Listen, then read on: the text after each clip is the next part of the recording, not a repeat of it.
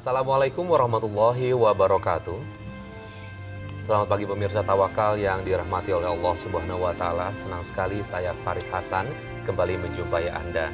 Dan pemirsa, di Tawakal ini kita menghadirkan narasumber yang akan bercerita berbagai masalah yang ia hadapi dalam hidupnya. Dan salah satunya adalah Ibu Mia yang sudah hadir bersama kami di studio. Assalamualaikum Ibu Mia. Waalaikumsalam. Gimana Ibu, apa kabar, sehat? Alhamdulillah sehat. Ya, terima kasih Ibu sudah menyempatkan waktu untuk bercerita nanti di Tawakal ya Bu ya. Dan pemirsa, selain Ibu Mia juga sudah hadir Ustadz Muhammad Ziyad yang akan memberikan solusi kepada Ibu Mia semua permasalahan yang dihadapi oleh Ibu Mia. Assalamualaikum Pak Ustadz Ziyad. Waalaikumsalam warahmatullahi wabarakatuh. Terima kasih Pak Ustadz juga sudah Sama-sama, hadir Mas Farid. bersama kami di Tawakal. Dan Ibu Mia, Ibu bisa langsung cerita aja ke kita apa yang Ibu rasakan, semua permasalahan kehidupan Ibu yang lalu-lalu hingga sekarang bisa mempengaruhi kehidupan Ibu Mia. Iya. Gini Mas Farid, Ya. waktu itu setelah menikah, ibu saya meninggal Mas Farid. Dan pada saat itu saya menikah tanpa restu dari ibu. Tanpa restu dari Ibu. Ya, karena kan saya menolak dijodohkan waktu itu sama ibu saya. Terus saya lebih memilih pilihan saya sendiri. Ibu saya nggak seneng sama pacar saya karena pacar saya waktu itu memang belum mapan kerjanya. Tapi saya ini keras kepala Mas Farid, saya tetap milih laki-laki yang saya cintai. Akhirnya saya menikah tanpa restu, saya keluar dari rumah. Terus kemudian selang beberapa lama itu saya mendengar kalau ibu meninggal Mas Farid. Mendengar artinya Ibu Mia sama sekali nggak ada hubungan, Nggak. kontak-kontakan sama Nggak ada. Ibunda saat itu, nggak ada. Oke. Saya terpukul sekali waktu itu Mas Farid. Tiba-tiba ibu meninggal saya nggak pernah ketemu dari saya menikah sampai dia meninggal. dia meninggal. Jadi Ibu Mia merasa ada penyesalan di situ. Terpukul. Nggak bisa melihat akhir dari ibu. Oke, Pak Ustadz Ziyad, ini Ibu Mia merasa menyesal. Sudah memutuskan silaturahim antara ibu dengan anaknya. Dia masa sudah meninggalkan ibunya, memilih pria idamannya. Gimana nih Pak Jadi Ustadz? gini Mas Farid, kalau penjelasannya Bu Mia ini ada dua kategori. Yang pertama tadi, menikah tetapi tidak mendapatkan restu dari ibundanya. Karena ibundanya ingin menjodohkan dengan laki-laki lain, tapi Mbak Mia punya wanita laki-laki yang akan dinikahinya atau yang menikahinya. Ini juga sebenarnya ini kasus yang semacam ini banyak terjadi dalam kehidupan bermasyarakat kita. Saya selalu menasihatkan berdasarkan rujukan beberapa penjelasan hadis Nabi, sebaik mungkin dan sebisa mungkin seorang anak itu harus mendapatkan restu dari ibundanya. Pertama, kenapa orang tua itu menjadi penting restunya? Karena ketika sudah pernikahan, kemudian ada apa-apa, orang tua itu pasti akan memberikan perhatian pada kita karena ikut memberikan support dan dukungan tadi. Yang kedua, doa orang tua itu sangat penting sekali, apalagi dari ibundanya. Inilah yang akan mempercepat rahmat Allah menyelimuti dalam bangunan keluarga kita. Sebaiknya menunggu waktu, paling tidak itu mendiskusikan dengan orang tuanya. Kenapa kadang-kadang orang tua itu belum merestui? Karena nggak tahu siapa pilihan kita ini apa. Kadang orang tua apalagi sebagai anak perempuan, karena orang tua kadang-kadang menginginkan anaknya ini kelak menjadi yang lebih baik gitu loh. Itu sebenarnya keinginan semua orang tua itu seperti itu. Tapi mungkin Mbak Mia pada waktu itu cintanya sudah luar biasa sehingga ingin melestarikan. Yang keempat, ada hal penting yang dilanggar oleh Mbak Mia pada waktu itu, yaitu menjauh dari orang tua. Ini kalau dalam ketentuan hadis Nabi termasuk uququl walidain, durhaka pada orang tua. Durhaka pada orang tua artinya apa? Dia meninggalkan begitu saja dan tidak ada komunikasi, tidak ada silaturahim, bahkan sampai peristiwa yang amat sangat penting dalam kehidupan seorang anak. Ketika orang tuanya mau meninggal dan sampai meninggal, Mbak Mia tadi kan tidak sempat masih kan Mbak? Iya. Dan ini kan sudah terjadi Mas Farid. Saya menyampaikan ini idealnya kan, ini kan sudah terjadi.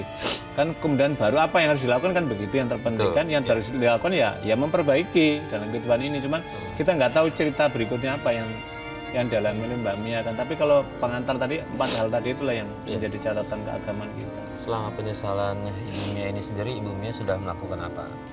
Doakanlah Ibu terus atau minta maaf sama keluarga, anggota keluarga yang lain gitu? Atau apa yang sudah Ibu lakukan? Saya tuh bingung Mas Farid. Ya cuman bisa berdoa ya Mas Farid ya. Karena saya tuh lebih terpukulnya lagi setelah menikah itu. Suami saya tuh sikapnya berubah jadi nggak baik. Nggak baik itu seperti apa Ibu? Jadi awal-awal pernikahan itu masih baik-baik aja Mas Farid. Tapi sampai kelama-kelamaan tuh sudah mulai kelihatan dia suka main tangan. Terus yang lebih parahnya lagi dia tuh suka judi Mas Farid. Suka judi.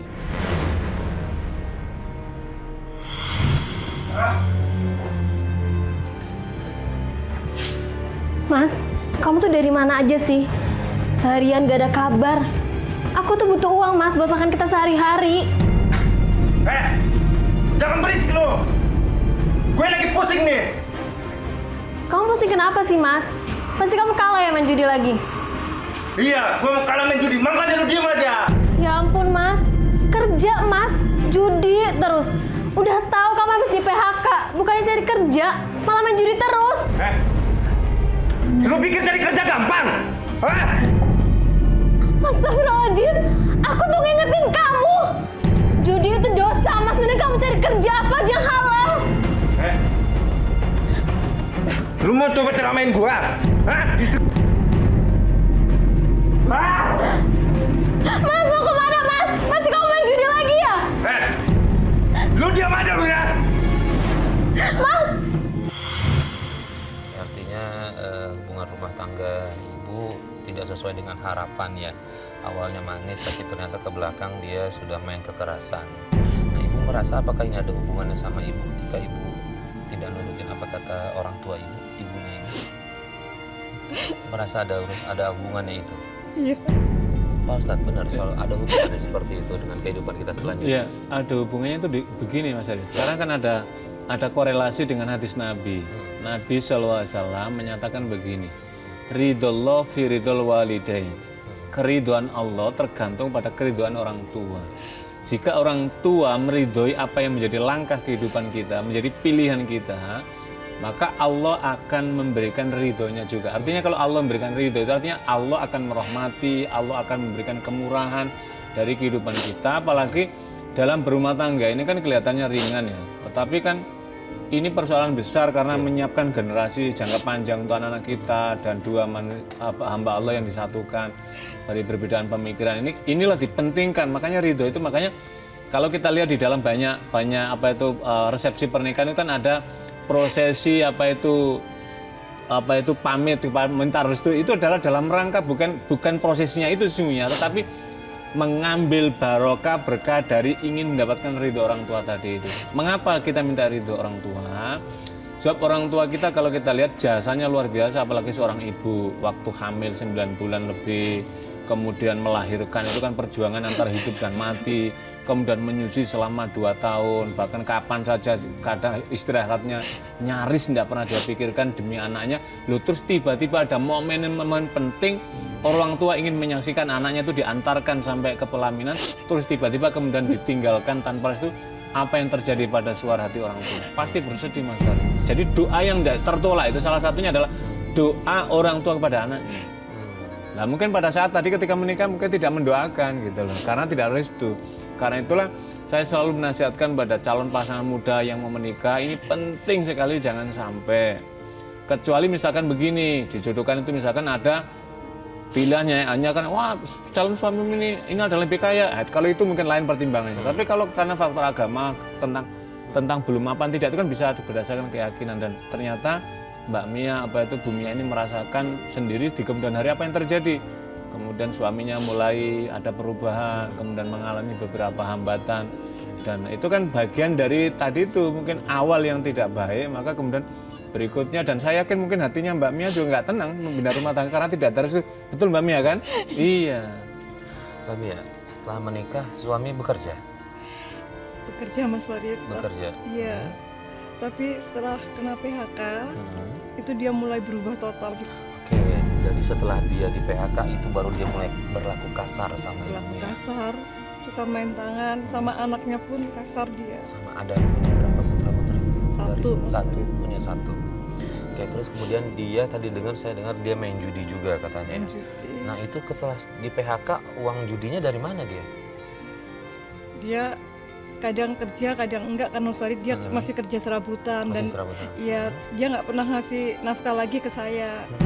Kan saya buruh cuci Mas Farid di rumah, jadi dia juga sering minta ke saya Mas Farid uangnya. Kalau duitnya diambil terus dipakai untuk berjudi, pulang dia nggak bawa duit sama sekali, ibu cari makan dari mana? Kadang kan saya mau pinjem ke tetangga gitu Mas Farid ya, tapi tetangga itu nggak mau minjemi Mas Farid karena mungkin takut nggak saya bayar ya Mas Farid ya, kan tahu suami saya kayak gitu. Akhirnya saya itu minta tolong ke saudara ipar saya Mas Farid. Saudara ipar. Iya, saya sering banget minjem ke saudara ipar saya. Ya, dari itu Mas Farid, awalnya dari saya minjem ke saudara ipar saya itu lagi saya berbuat dosa lagi. Berbuat dosa itu maksudnya apa ya, Bu? Kan Nah, coba tarik nafas dulu, ibu istighfar dulu. Kalau ibu nggak mau cerita nggak apa-apa. kan saya kan sering pinjam ke kakak ipar saya perempuan Mas Farid.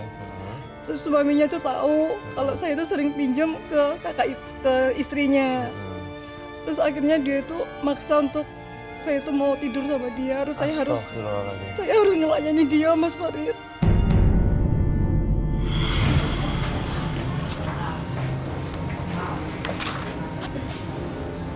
Sito, Mia, barikanya ada? barikanya nggak ada. Ada apa ya, Mia ya? Biasa mas, aku mau minjem uang. Soalnya mas Arinya lagi gak ada uang.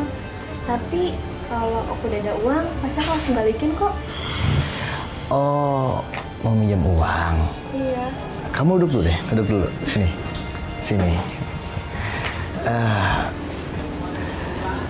Kamu mau minjem uang sama masnya aja. Soalnya kan Barika juga dari mas uangnya. Gak usah deh, ntar aja aku balik lagi aja ya. Oh, jangan. Kamu mau minjem berapa? Mas akan kasih. Tapi ada syaratnya. Apa mas syaratnya? Jangan di sini, dalam aja yuk. Yuk, Enggak. ayo dalam aja yuk. Tegang lihat loh mas.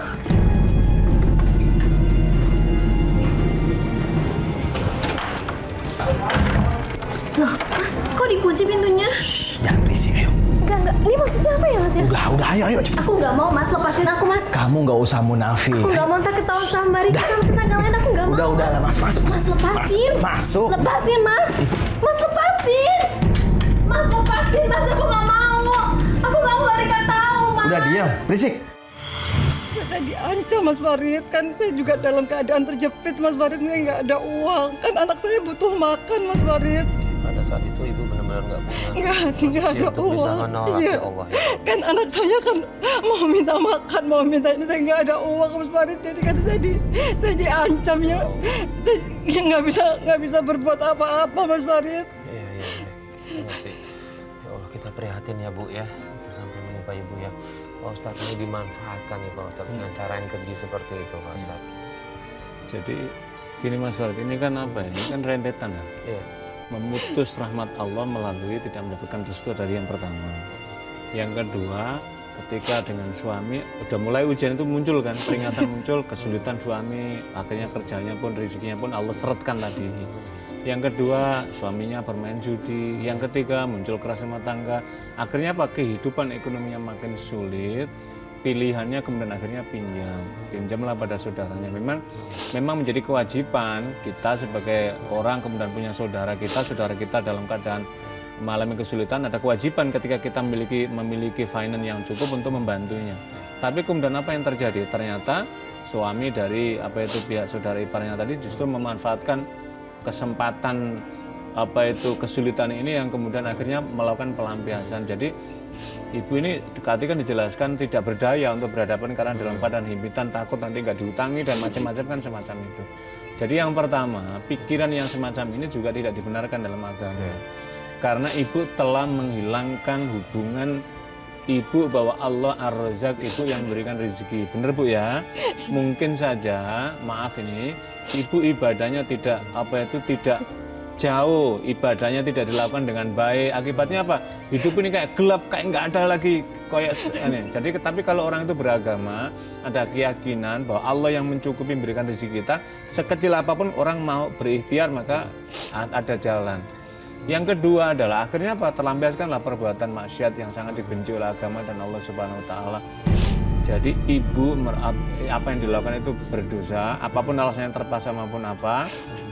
Yang tadi suami orang tadi apalagi dosanya juga besar. Jadi sama-sama sudah berkeluarga melakukan ini, kalau di dalam Al-Qur'an itu namanya wal muhsanat walladzina muhsanat. Jadi orang-orang yang sudah berkeluarga tapi melakukan perzinahan, hukumannya 2 kali lipat lebih berat, bahkan dirajam dibandingkan dengan orang yang masih berjaga. Perjaga itu kan hanya dijilid, dicambuk saja. Nah, ini kan dirajam. Jadi ini sudah masuk dalam kategori dosa besar yang mesti harus segera ditaubati. Jadi mungkin kita semuanya juga harus memahami. Jadi setiap ada kesulitan kita tidak serta-merta ini fenomena sosial, ini kehidupan biasa, bukan. Kita sebagai orang beragama mungkin ada sesuatu yang dilanggar. Allah yang menyediakan fasilitas di muka bumi ini, Allah yang menyediakan rezeki ini, kemudian kita mungkar sama dia, menentang sama perintah-perintahnya, otomatis satu persatu diberikan jalan kesucian. Akhirnya ini, sekarang cara membuka rezeki itu adalah kembalilah pada jalan Allah. Suaminya juga diajak, disadarkan, yang nggak sholat kembali pada sholat, yang beribadahnya ditingkatkan. Mudah-mudahan inilah jalan yang akan membuka pintu-pintu rezeki dari Allah. Amin. Ibu Mia, Ibu mohon maaf, sudah berlangsung berapa lama suaminya kakak ipar melakukan itu?